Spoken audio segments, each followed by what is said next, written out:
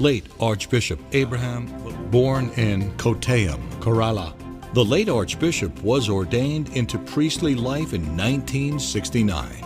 He was consecrated as the Bishop of the Diocese of Khandwa in Madhya Pradesh in 1977, at the young age of 34, thus becoming the youngest prelate in India to be ordained as bishop.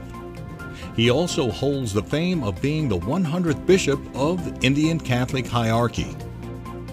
He initiated a commission for youth in India and became its first chairperson in 1986. From 1998 to 2004, he was the chairperson of the Western Region Bishops' Council. On April 22, 1998, he was inducted as the Archbishop of Nagpur and served for 23 long years. He was vibrant in serving God until his very last day and entered Lord's kingdom to receive the eternal prize on April 19, 2018.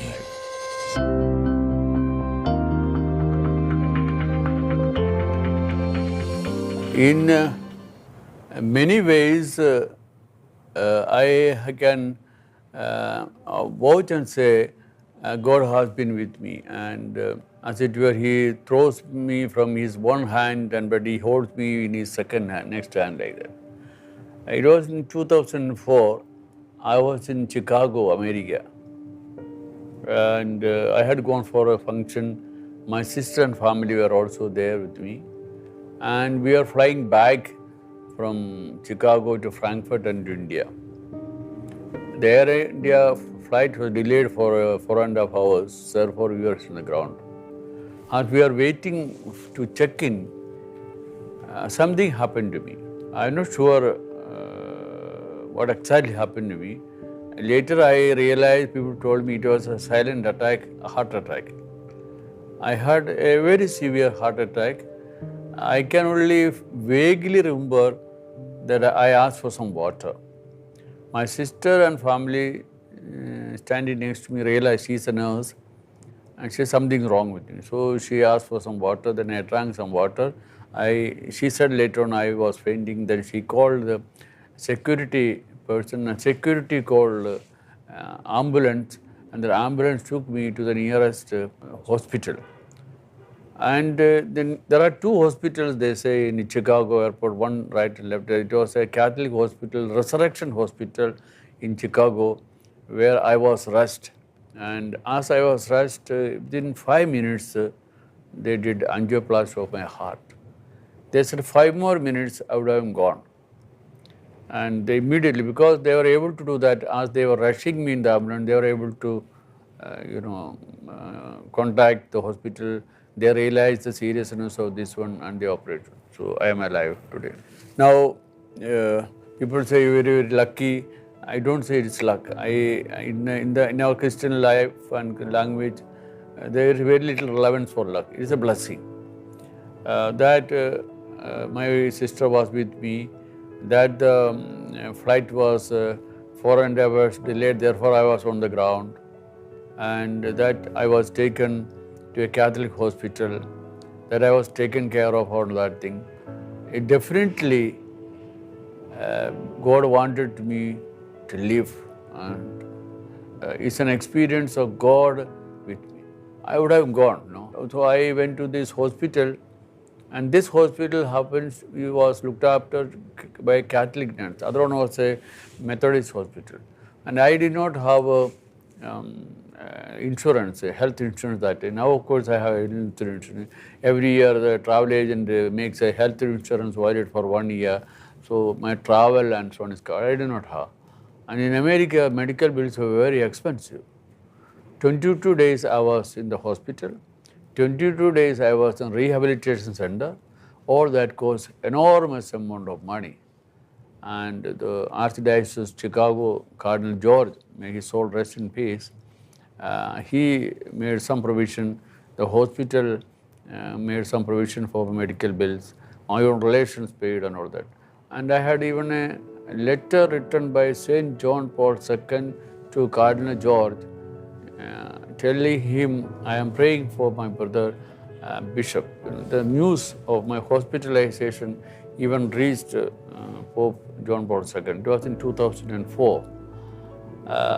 For me, if I am sitting here and I'm able to talk to you, it's really the hand of God that sustained me in this and furthermore. And of course, for about a year, I was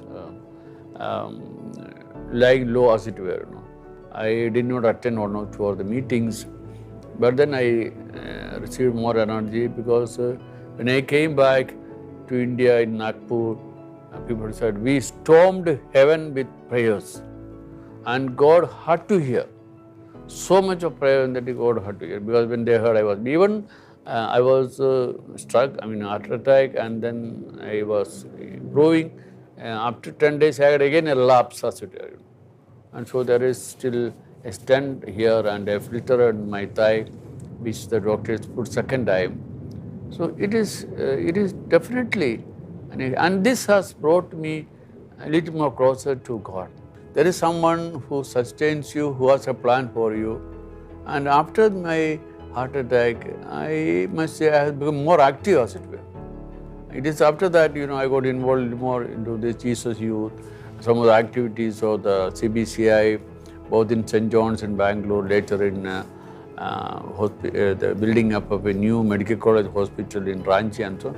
A little bit of my involvement after all this. So I have come to a conviction, God loves me, He cares for me, He has a purpose and He has a mission. I might as well do it sincerely. Therefore, sometimes, as it were risking, my life was risky, there is no risk in that. Even in spite of some of my difficulties and age and all that, I go beyond. Because I see there is someone who is directing me, someone who has made a plan for me. Otherwise, I would not be sitting here, or I would not be become a priest and then later on a bishop and Archbishop. It's God's plan. God directing my life. And when I say these things, I am to a great extent a little bit emotionally choked, because I see there is someone. And such experiences are not only mine, many people. And so what I say is that when we have this experience of God, direct experience of God, His intervention in life, we must tell of that one to other people. And that's what we hear in the Bible. When the woman at the well, she could not contain that. She ran to the village and told them, and they in turn came. And therefore, that's the sense of being a missionary. Share the good things to other people, and that will build them up and also be grateful from our side to God.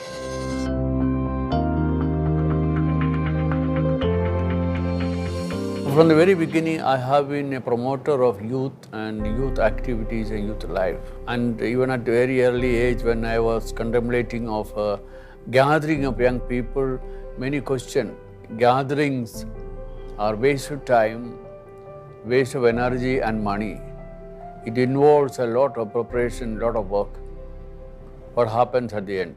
Definitely, I am convinced gathering of this sort has a great relevance.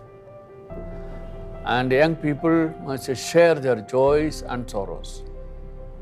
Celebrations of this sort is an occasion for young people from this great Asia to come together, share their joys and their aspirations, and also share some of the difficulties and problems. And we say when problems and difficulties are shared, they are minimized.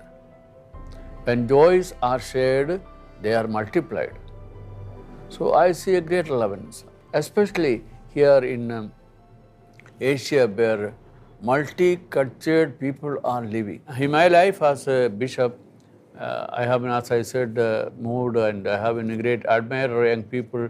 Instantly, as some of you may know, I also am the international ecclesiastical advisor of Jesus Youth. So whenever I am called, whenever people ask me, what is your relevance, your relations with young people, I always say that young people are my weakness and they are also my strength. Weakness because when I meet young people, when they invite people, I just fall on them. So when we are weak, we fall. And then the strength, because they teach me many things. They give me strength. They, as it were, lift me up. If I am to a great extent today a little admirer of the young people, and even people are appreciative of my involvement in young youth movements, youth activities, youth life, I owe a lot sincerely from the depth of my heart from young people too. I have taught very little to the young people, but young people have taught me. And sometimes I am wonderstruck the dedication and the commitment and above all the spiritual and prayer life of some of the young people. Whenever we have some meeting, especially in the context of Jesus Youth, and we have discussion, deliberations, and they do not know what the next step, then said, hold on, let us spend some time in prayer.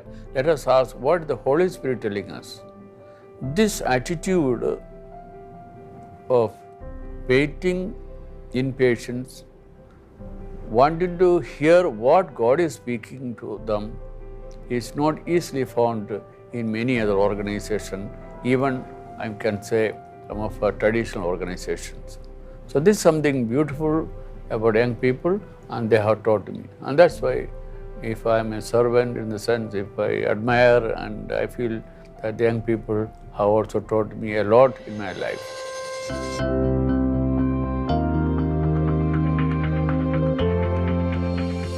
As a young water boy back in home, Kallara, near Kottayam, where I was born and brought up, we have a beautiful church dedicated to Mother Mary. Vyagala Mata, Mother of $7, you know. The feast is on the 15th of September.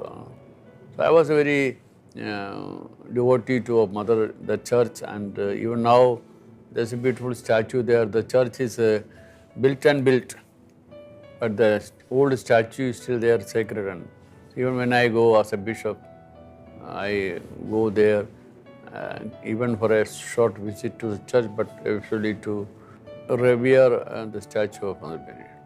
And now in Nagpur, so we have a great shrine of Our Lady of Lourdes. It's a big, recently we celebrated 125 years of that grotto. And probably the best natural set of grotto of Our Lady of Lourdes in India, because it is in the valley of a hillock, lot of trees and so on. And through my devotion to Mother Mary and my, I have, when I came in as Archbishop of Nagpur in 1998, when I moved from Khandwa to Nagpur, in 2000, year of the Yesu Christ Jayanti 2000, we celebrated the millennium, second millennium, we declared that grotto and Our Lady of Lourdes as the patroness of the Archdiocese. Our patron is St. Francis de Sales, and we don't say first or second. As patron, definitely this patroness. So I have great devotion to Mother Mary, definitely, and Rosary definitely is a part of my daily prayer somehow, if not fully. I should be able to say some prayers, some part of the Rosary, and that I definitely believe that this has become a part of it. Now, related to that is devotion to Mother Mary is also my own mother's story, which I also sometimes try to tell other people as inspiration. My mother was hospitalized for 3 months, and then my brothers brought her back home because they said, now there's no much way out and she will die because there's no more cure possible and no medicines have. But then I always, so when I visited 2 or 3 times, even she was unconscious, her fingers would always move like this, unconscious like that, because she was so used to reciting Rosary. Because even earlier days, our parents, they didn't understand the Mass. It is now only, especially after the Vatican Council, only Mass is being celebrated in vernacular language, in Malayalam, or they were, but that time they were reciting the Rosary, even participating in the Mass. So they're so used to, even in her unconsciousness, she was reciting. So that's probably one of the beautiful expressions why the popes down the ages, especially Pope John Paul II, also instituted yet another set of mysteries. So Rosary in the life of Christians, in the life of all, even as a priest or bishop, is very important. And devotion through Mother Mary, we reach Jesus. And I think I inculcate, and it has relevance in my life. I have deep devotion. Even as a young boy, when I was studying in the high school, we did not have that time this novena or perpetual succor. That time it was only in some churches. It took 3 kilometers to start the Saturday morning to go for attend the Saturday novena of perpetual succor. So from the very young age itself, I had a deep devotion to Mother Mary, and I think I encourage, and maybe to some other Christian denominations they don't understand, but those of us who understand, received favors from her, we encourage, we support, and we love that devotion.